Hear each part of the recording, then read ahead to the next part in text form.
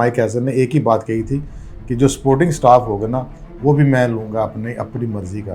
तो अब इनके साथ जो स्पोर्टिंग स्टाफ चल रहा है वो ज़ाहिर है वो उसको लेता है कि नहीं लेता है, इसकी ज़द में कितने और स्पोर्टिंग स्टाफ के कुछ 8-9 बंदे हैं वो उसकी ज़द में आते हैं या उनके साथ चलना पसंद करता है, कुछ देर भी चलेगा बाद में चेंज करेगा। पाकिस्तान की टीम के साथ बड़े बड़े कोचेस भी रहे हैं, लेकिन अगर देखा जाए तो उसमें अगर परफॉर्मेंस किसी की रही है तो वो मिकी आर्थर की रही है, लेकिन मिकी आर्थर पाकिस्तान के साथ इतना चल नहीं सके कि इमेच्योर फैसले हैं और अपनी पसंद और नापसंद के फैसले हैं।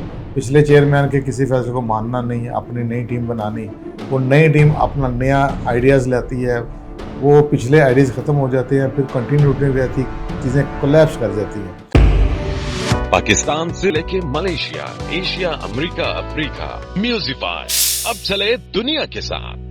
अस्सलाम वालेकुम नाजरीन, मैं हूं अफजल इफ्तिखार और आप देख रहे हैं न्यूज़ीफाई। आज मेरे साथ हमारे पुराने साथी मोहम्मद यकूब साहब हैं। यकूब साहब पाकिस्तान के सीनियर स्पोर्ट्स जर्नलिस्ट भी हैं। यकूब साहब, पाकिस्तान क्रिकेट बोर्ड ने एक दफ़ा फिर वाइट बॉल के लिए माइक हैसन को कोच लगा दिया गया है। आप क्या समझते हैं कि ये बड़ा फैसला ज़बरदस्त है कि या सिर्फ आर्जी तौर पर लगाया गया इनको? नहीं, आर्जी तौर पर नहीं लगाया गया अफसर साहब इनको। ये बाकायदा एक जो इनका सिस्टम होता है, प्रोसीजर होता है, एप्लीकेशन ली गई थी और 4 मई की इसकी लास्ट डेट थी। उसके बाद इन्होंने ये तो वैसे अभी बिल्कुल राज ही है कि इसकी कौन सी स्क्रूटनी कमेटी थी, इसमें किसने हिस्सा लिया, कि जो कोचेज की जो आई हैं एप्लीकेशन आई हैं उनको किसने स्क्रूटनाइज किया, किसने। लेकिन ये कन्फर्म है कि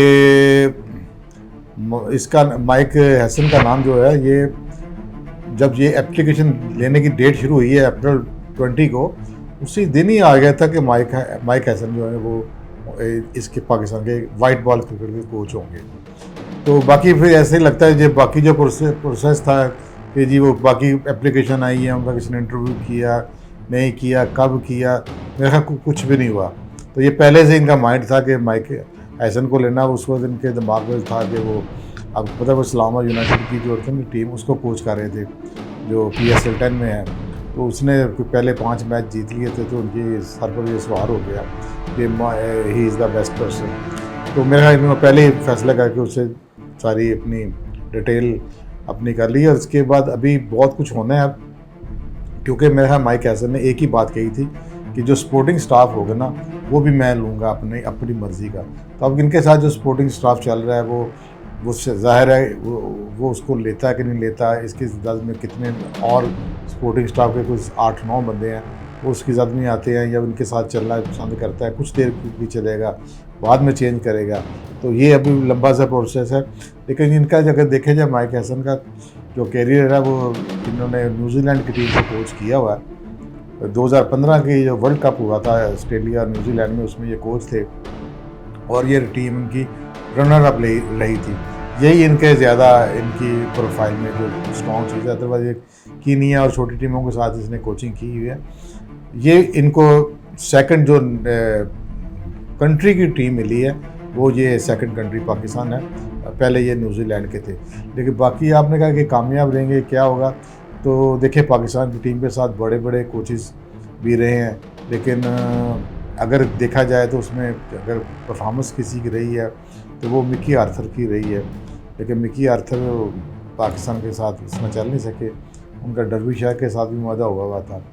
तो मेरे ख्याल में वो मिकी आर्थर एक अच्छा कोच है, उसने बड़ा डिलीवर किया है साउथ अफ्रीका के लिए, पाकिस्तान के लिए। आपने चैम्पियन ट्रॉफी जीती थी, वो भी वही कोच थे हमारे। उसने ऑस्ट्रेलिया को नंबर 1 बनाया, उसने साउथ अफ्रीका को नंबर 1 बनाया, पाकिस्तान के लिए पाकिस्तान को उसने यानी कि एक दफ़ा नंबर 1 बना दिया था टेस्ट में। तो इस वक्त आप तो टेस्ट में 9वीं में आ गए हैं, तो वो अगर डिलीवर किया तो उसने किया है। तो मैं उसने इस दफ़ा इंटरेस्ट भी शो नहीं किया होगा मेरे ख्याल में, क्योंकि उसके साथ जो हुआ है वो मैं पाकिस्तान के साथ शायद ना आना जाए। लेकिन ये एक चैलेंज है माइक हैसन के लिए, बहुत बड़ा चैलेंज है। ये कोई ईजी जॉब नहीं है। पाकिस्तान की टीम के जो मोराल है बहुत ज़्यादा डाउन है। पाकिस्तान क्रिकेट बहुत ज़्यादा डिफीट सफ़र कर चुकी है और लड़के जो आपके जो सीनियर लड़के हैं वो परफॉर्म नहीं कर रहे हैं। तो जब सीनियर लड़के परफॉर्म ना कर रहे हो और जूनियर में भी लाट नज़र ना आ रही हो, तो फिर एक टीम को बिल्ड अप करना ये एक बहुत बड़ा चैलेंज होता है। देखें माइक हैसन ने कुछ सोच कर लिया होगा कि उनको नज़र आता होगा मैं कुछ कर सकता हूँ, तो उन्होंने लिया होगा।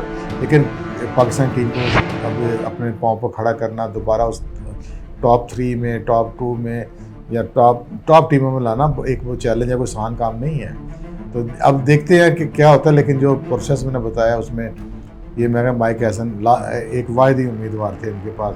उन्होंने और भाई का हमें तो ये था कि जैसे हमने बाकी कोचें के साथ किया, फॉरेन कोचेज़ के साथ, तो शायद कोई फॉरेन कोच ना आए इस बार। लेकिन मैं वो इसने माइक हैसन ने अपनी हर चीज़ अपनी बेस को कवर किया होगा, अपने सारे खदशात को, अपने तमाम पॉसिबल लॉसेस को कवर करने के बाद किया होगा। और पीसीबी ने उसकी सारी बातें मानी होंगी, तभी कोई फॉरेन कोच अब आएगा यहाँ पर। याकूब साहब, सबसे पहला एक सवाल ये आप बताइएगा कि जिस तरह देखिए जो पुराने कोचेज थे पाकिस्तान क्रिकेट बोर्ड ने लगाए गए थे, उन्होंने अपनी मुद्दत भी नहीं पूरी की। जब चेयरमैन चेंज होता था, कोई दूसरा चेयरमैन आता था, वो अपना कोच ले आता था। जाहिर बात है एक बंदे को जब आप कोच लगाते हैं तो उसके बाद जब उस कोच को अब मुद्दत ही नहीं पूरी करने देते तो जाहिर बात वो परेशान नहीं होता। दूसरे सोचते होंगे कि कोच ये कि जी अब क्या बनेगा हमारे साथ। जी बिल्कुल अफसर साहब, बहुत यही मेरा सबसे जो पाकिस्तान की जो क्रिकेट इस वक्त फेस कर रही है ना डिक्लाइन, उसकी वजह यही है कि इमेच्योर फैसले हैं और अपनी पसंद और नापसंद के फैसले हैं। पिछले चेयरमैन के किसी फैसले को मानना नहीं है, अपनी नई टीम बनानी, वो नई टीम अपना नया आइडियाज़ लाती है, वो पिछले आइडियाज़ ख़त्म हो जाते हैं, फिर कंटिन्यूटी रहती, चीज़ें कोलैप्स कर जाती हैं। तो यही पाकिस्तान टीम के साथ हुआ। जैसे आपने देखा कि जब रमीज़ आए तो रमीज़ से पहले थे एहसान मानी के टीमों में मिसबा थे, वकार यूनुस थे टीम के साथ कोच काम कर। जो ही रमीज़ आए तो दोनों ने रिज़ाइन कर दिया। तो इन्होंने पार्ट टाइम मेक शिफ्ट किया, उन्होंने इसको ले लिया, सकलैन मुश्ताक को किया, यूसुफ को आगे किया, तो वो चलाते रहे, इस तरह चलती रही। टीम की परफॉर्मेंस ठीक रही। लेकिन जब नई गवर्नमेंट आई तो नई गवर्नमेंट ने अपना अब वही बात की कि चेयरमैन नया, तो प्राइम मिनिस्टर ने अपना चेयरमैन नया लिया, इन्होंने इस पर डाक लगा दी क्रिकेट बोर्ड के ऊपर। उसको भी अब क्रिकेट बोर्ड तकरीबन सही चल रहा था, इतना डिक्लाइन नहीं था हमारा।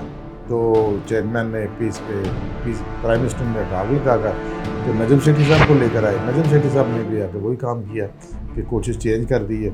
उनका दिल जो है वो सारा मिक्की आर्थर पर है। तो मिक्की आर्थर वो उस वक्त डर्बी शहर में था, तो उसने वो जो पिछले दफ़ा एहसान मानी ने उसके साथ किया था, कमिटमेंट करने के बाद उसका कॉन्ट्रैक्ट एक्सटेंड नहीं किया था, तो वो डसा हुआ था। उसने फिर पाकिस्तान की टीम को उन्होंने कही मैं आप भी 6 माह के लिए आए हैं, तो मैं तो 6 माह के लिए, अब नया चेयरमैन आ जाएगा तो मैं तो फिर डर्बी शहर से भी गया, तो हाँ मैं यहाँ से बैठ कर इंग्लैंड से बैठ कर कोचिंग कर दिया करूँगा, तो स्टाफ को मैं समझा दिया करूँगा। तो वो भी मान गए नजम शेट्टी साहब। वो भी गलत फैसला था मेरे ख्याल में, नहीं होना चाहिए था, कोच को साथ ही होना चाहिए था। लेकिन उनका सारा ट्रस्ट मिक्की आर्थर पर था। लेकिन मिक्की आर्थर इस तरह डिलीवर नहीं कर सकता, पाकिस्तान परफॉर्मेंस नीचे गई। अब 6 माह ख़त्म हुए तो पीपल पार्टी को जो चढ़ा हुआ था हमारा चेयरमैन आना चाहिए, वो पीछे पड़ गए। उन्होंने ज़कात शरीफ साहब को लेकर आए, ज़कात शरीफ ने आके वही काम किया। जब मिक्की आर्थर हार कर आया वनडे वर्ल्ड कप से, तो उन्होंने अपना आते सारे उन्होंने उसको भी चेंज किया, कप्तान भी चेंज कर दिए, सब कुछ चेंज कर दिया। लिहाजा वही बात कंटिन्यूटी नहीं थी। नए कोच लेकर आए, फीस को लेकर आए। ये ख़ुद भी 6 माह के लिए आए थे, वो 6 माह के बाद फिर ये गए, फिर आगे मोहसिन नकवी साहब आ गए, उन्होंने फिर अपनी टीम बनाई। और उन्होंने जो बनाई वो तो 4 माह बाद फेल हो गई। और ये पहली दफ़ा हुआ है कि एक चेयरमैन का अपना ही पिक किया हुआ बंदा छोड़ कर चला गया। ये तो और तो ये सब तस्वीर लगे, इसने पाकिस्तान की क्रिकेट को बहुत ज़्यादा डैमेज किया हुआ। याकूब साहब आपके बात तो वाकई बड़ी सही है कि अब माइक हैसन को अब देखें क्या करता है वो पाकिस्तान की टीम के साथ, और पाकिस्तान टीम कितनी तरक्की करती है। इसी के साथ अपने मेज़बान अफजल इफ्तिखार और मोहम्मद याकूब साहब को इजाज़त दीजिए। अल्लाह हाफिज़।